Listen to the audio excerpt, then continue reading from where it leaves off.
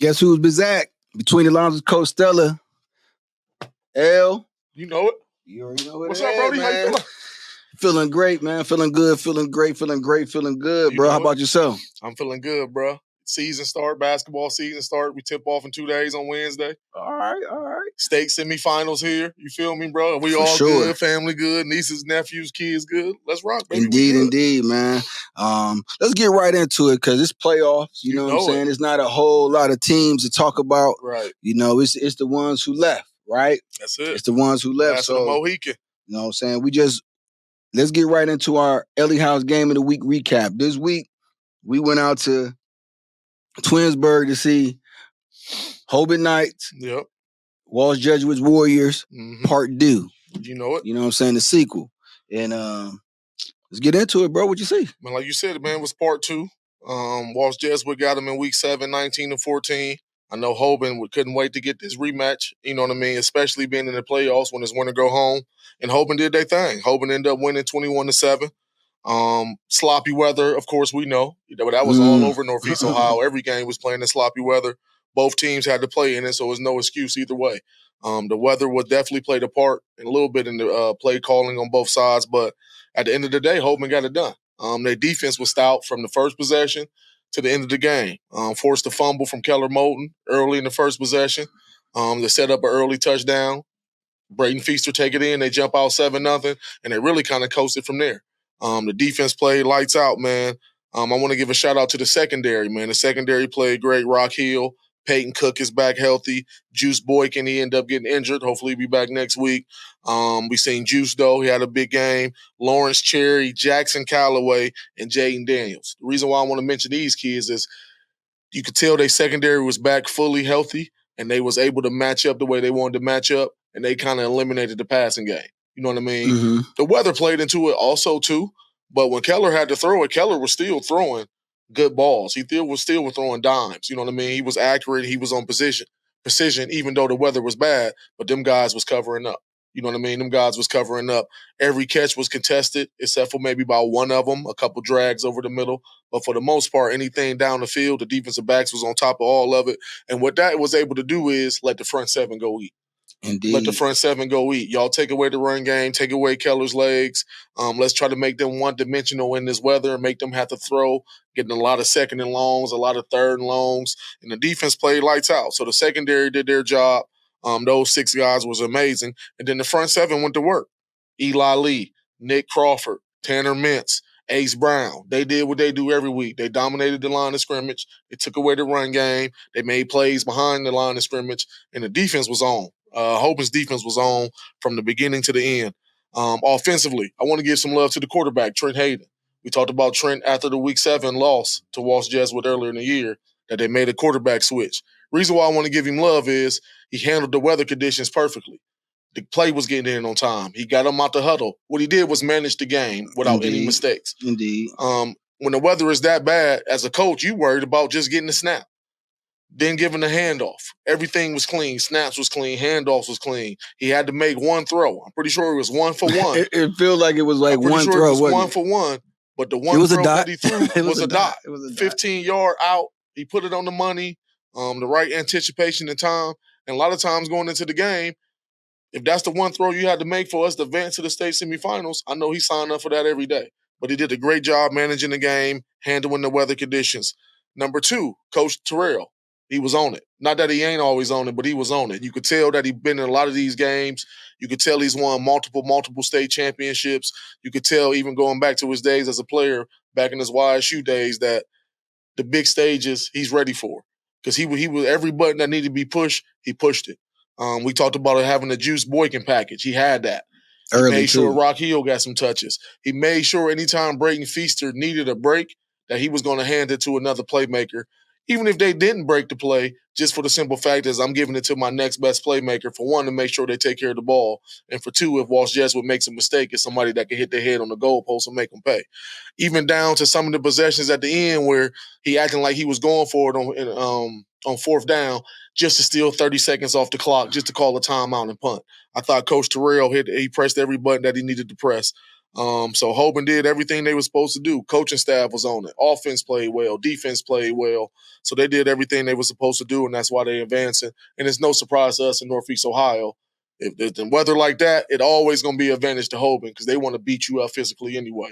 And then that just gives them more of a reason to. And then when you handle it to the dog, Braden Feaster, who we're going to talk about in a minute, it just plays in your part, plays in your favor. On the Walsh Jesuit side, hell of a year, man. They had a great year, 13-1. Coach Nick Alexander and his staff do a great job. They're doing a good job developing the kids, making them believe. And they was right there. They had a chance late. I know the coaching staff and I know the players are going to think about, I don't know exactly how much time was on the clock. Fourth quarter, they had the ball first and goal. On first down, they handed it to the running back. The running back could have walked in the end zone, and he slipped and fell. Then I believe, was it third down or was it fourth down? Was it fourth down? Then I think it was third or fourth down. They run a bootleg. Milan come wide open on the back pylon, on the back line of the end zone, and he drops it. This ain't us killing the kid or nothing like that. Stuff happens. But when you think about it, thinking about the game in hindsight, right there, they had a chance to tie it up at 14-14, and you never know what's going to happen. Because at that point, you got all the momentum. You know what I mean? And now you might be able to go get a stop, get the ball back, and see what happens. We see what Keller Moton can do from the first game if you give him a chance to win the game with some time left on the clock. So Walsh Jesuit, their kids play hard as always. They was into it. I just felt like they needed more playmakers to make plays. At the end of the day, it was kind of just Keller Moton out there making plays, and they needed a little bit more. Defensively, they was as stout as they could be. You got that big offensive line pushing on you and that big back coming down hill every play. It's tough. It's tough to be hanging there and be able to hold up. But I thought they did a good job. All in all, it was a great game as possible. Outside of the weather getting cold a little bit in the fourth quarter, it was a beautiful game to watch. Old school Northeast Ohio football. And like I said, at the end, Hoban won 21-7 on their way to the state semifinals. Right. I'm gonna jump right in there. Coming on the heels of that Brown Steelers Snow Bowl. We get to Twinsburg. It's cold, it's wet, and it's windy. Yes. And that's the conditions for gamers only. Yes. Gamers only. And I'll talk about Walsh Jesuits first. Keller Moton, we don't got to beat a dead horse. Right. You know, you had mentioned it earlier in the season. He is who you said he was. Yep. You get what I'm saying? Like, the kid is a gamer. You gonna feel comfortable with the ball in his hands. They was down 14-0 most of the game, or the half. When he got the rolling, because a lot of times the conditions, he was slipping. Yeah.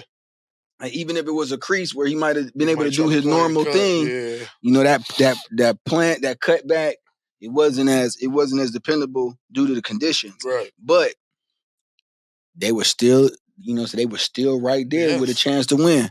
So shout out to those guys. Shout out to the Walsh Jesuit guys in the trenches too, because that's a big offensive line to deal with. Big Sam, he was roach blocking through the whistle.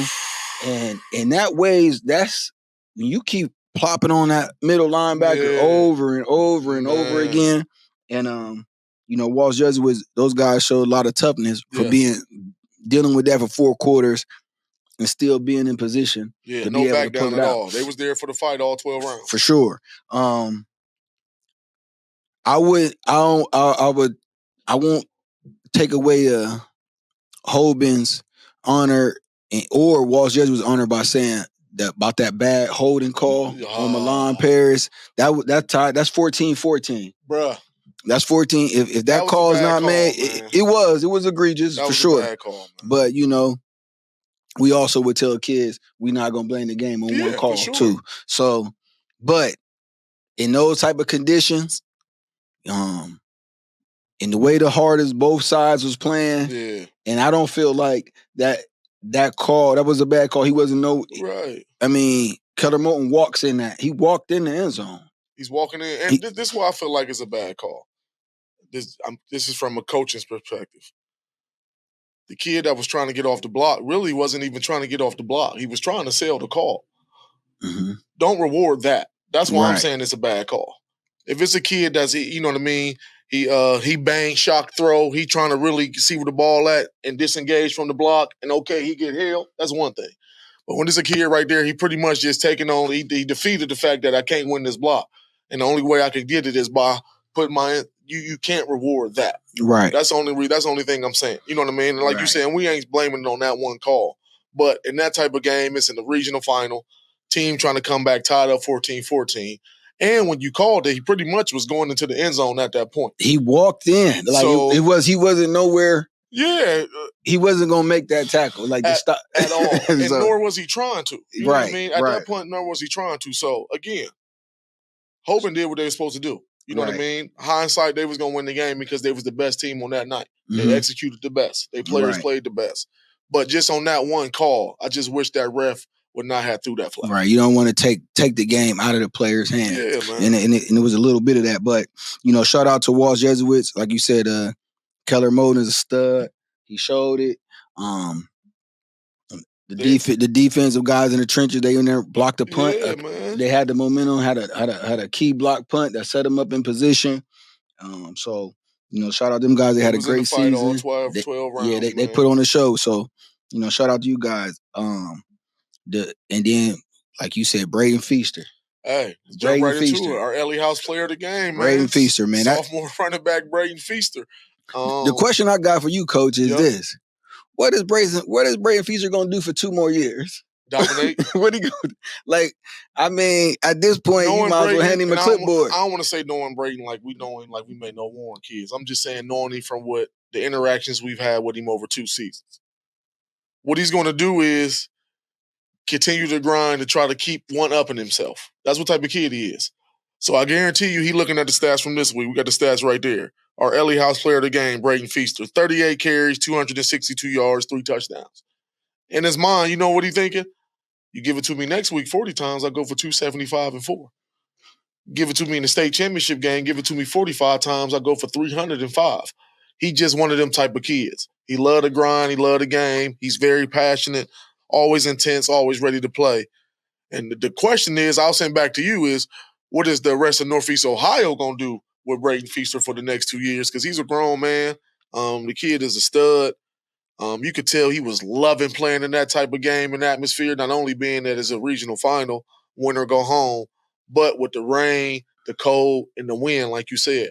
Sometimes you only get 2 or 3 of them elements. They had all 3. They had all 3. And you could tell he just kept wanting to, coach, put it in my belly, put it in my belly, put it in my belly, put it in my belly. And it proves because it showed at the end, he takes 62 yards to the house to put the icing on the cake. You know what I mean? For carry number 38, he goes 62 yards. So shout out to Braden Feaster, man, our ELLIE House player of the game. The kid is a grown man. Mama, that man outside. That's what they say when he comes into the stadium. And he's a grown man.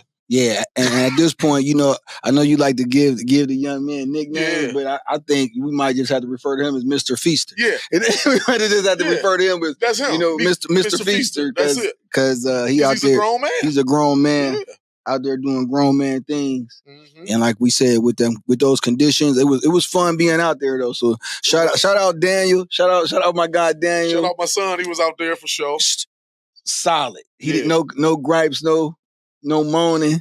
Yeah. Out there in the conditions with us. He held it down, man. I didn't think he was going to be able to hold it down for 4 quarters, man. But he Daniel, was solid. He ain't no fair weather hustler, get that man. From his mom, man. Right, so, man. Give all the props to his mom, man.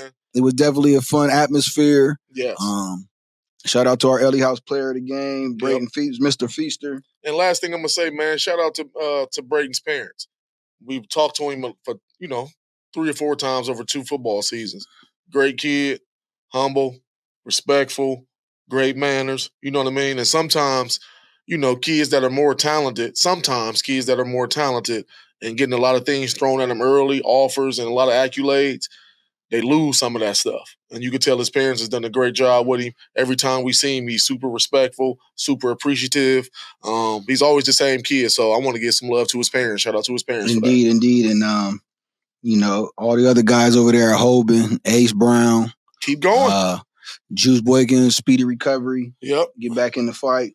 And congratulations, another big one coming up, baby. Indeed. Let's get to it. We just covered our game of the week. You know it. So let's move on to our road to state, Coach. Who left? Man, we ain't got too many. Stay locked in between the lines and Coach Stella.